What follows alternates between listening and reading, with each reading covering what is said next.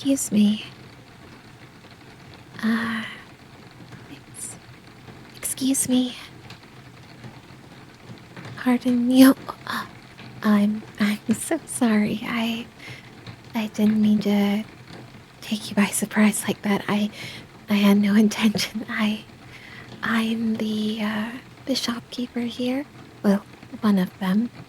And I just wanted to let you know that we will be closing soon. So I I'm sorry for interrupting, but I just wanted to check and see if you were looking for anything in particular. I've with nothing better to do, I've already cataloged everything for the day. I just so happened to see you uh wandering up and down the halls and some of the aisles, and I thought that, well, I thought maybe that you could use some help. Not that you need it, of course. Of course. I don't mean to be nosy. Well, technically I am. I mean, I am asking you if you need any help, and that would mean that I would be nosy about what you're looking for. I'm going off topic here anyways. I thought that maybe you could use a hand. I really, no, I truly insist, especially since we're getting close to closing hours. If you don't mind, I saw that well, you were looking around a few aisles in particular, and I just so happened to have restocked those recently. So, I was thinking maybe I could give you some recommendations if you don't mind. Well, if you do, maybe you'll still hear me out. We do get, small discounts if we can, uh, help the customers out to the very best of our abilities. So, if you wouldn't mind me giving you some suggestions, that would be great. I, I'm sorry, I get, with as many books here, I do get kind of lonely, and then I start to ramble to myself, and then I ramble at the customers. Um, but I digress. So I saw you were going through the enchantment section, and some of our more, philosophical books as well. So maybe you might be interested in a couple that I've actually pulled for some light reading when things aren't so busy around here. Let's see. Oh, this one right here is actually a really good one. Um, it's by Arthur Leamington, and it's called Arthur's Illusions and Other Fine Incantations. And if it wasn't already obvious, he focuses on light magic, based off the principle of fire elements, and he goes into the nature of how to create certain incantations and illusions based around fire. It's it's not exactly the easiest read going into it, now that I think about it, but if you don't mind a slow introduction, it actually picks up around the middle or the end. Ooh, not a great start for a kind of trying to get you to buy more, but well, let me try again. So over here, no, one shelf up. Over here we have Firebolt 101. So that one is actually a quick read. It's actually what a lot of students come in here for, often enough apprentices from the local academies and things of that nature. They seem to really enjoy it. Um, Once they read it, we do sometimes get the books back because the students have performed spells higher than their level and they are sometimes burnt. So, um, now most of us, we usually check the books, but there are a couple of people on staff who aren't as meticulous. So, I would highly suggest just taking a quick look over the book if that's your interest, and making sure none of the pages are too singed. And of course, I'll give you a discount on the house. Um, if you're looking for something a little bit heavier, we do have Dark Curses and the Sorcerers that Bind Them. Now, this one is borderlines, being in the back section where you have to have a licensed permit from the Sorcerers Guild to gain access to.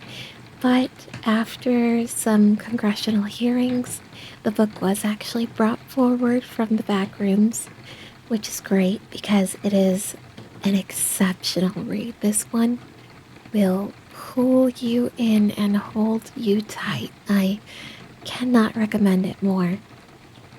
So, Dark Curses and the Sorcerers that Bind Them go through about 2 dark ages that some of the countries to the north went through after a few spells were let loose and kind of, well, not to sugarcoat it, kind of destroyed society up there.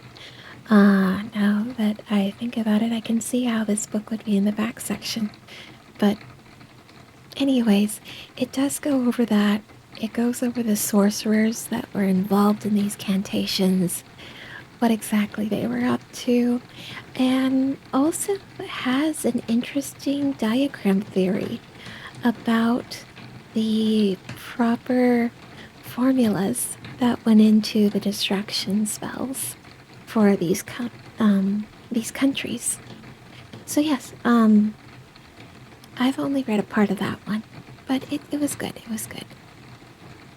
Now, this one over here, and why we keep it so close to Dark Curses and the sorcerers that bind them, this one's called Varalta Namilte. And Varalta Namilte is one of the sorcerers that is showcased in Dark Curses. He was a very unapologetic man. He knew exactly what he wanted and he knew how to get it, and it's very interesting because you see this man, most of them portrayed his story and his downfall as a romance, but in fact his love did not stem mostly from his wife, that is to say his actions in destroying one of the northern kingdoms wasn't due to the love of his wife, but more of a familial love, or a paternal love. He housed his older sister and his 2 young children there after his wife's passing. And unfortunately, the locals took his older sister as a witch while he was away, helping another local kingdom. As you understand, or as in Dark Curses and the Sorcerers that Bind Them, it didn't end well. But it does go into fine detail about his theories and how he actually paved the way for many enchantments that we use today. So again, a man that started with a very appreciative background, very high background, and then sort of falling into a dark place, which led, if I remember correctly, to the downfall of the Falistad. empire. I think. But anyways, next we have here lightning in 5 minutes or less. Now, I don't actually think that it will teach you how to create a lightning bolt in 5 minutes or less, but as far as books are concerned, if you know the general theory behind the lightning bolt, you will pick it up fairly quickly with the help of this primer. Next, no, not that one. That one's not really that good. The Antiquities of Theris.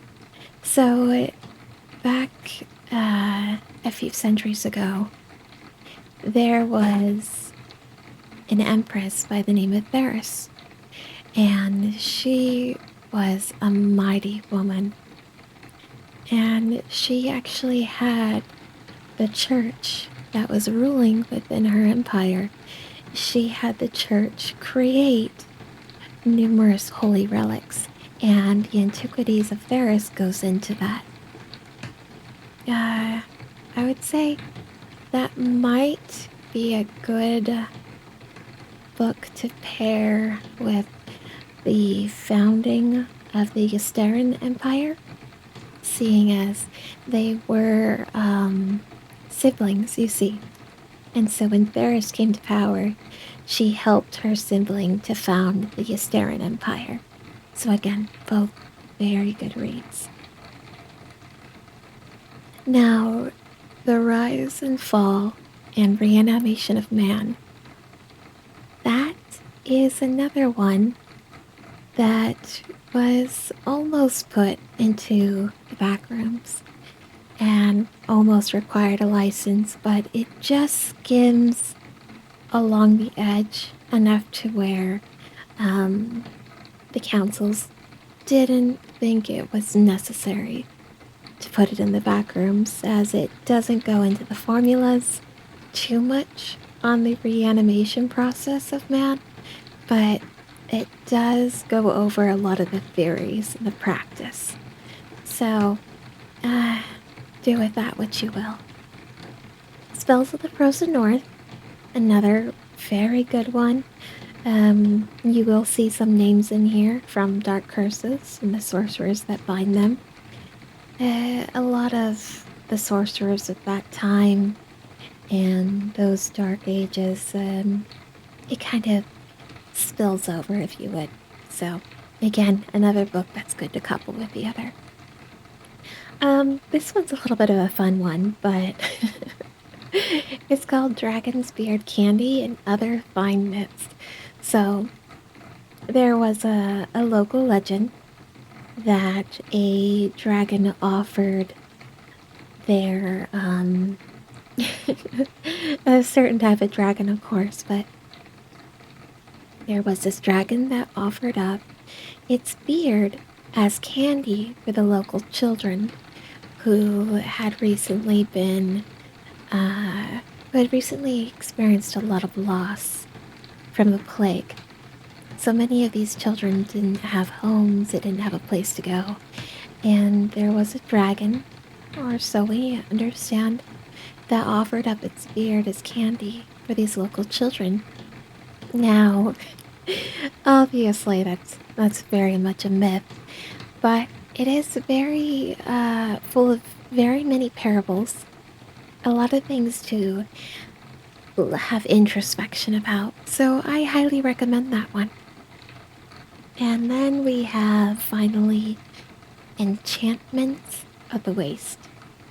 Now, don't get me wrong, I know there's 101 books out there about the waste.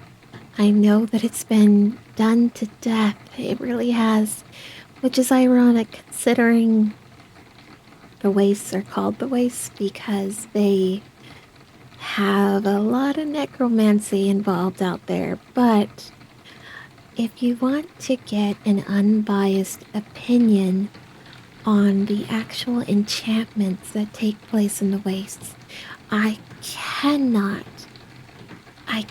emphasize this book enough on how well it does to be unbiased.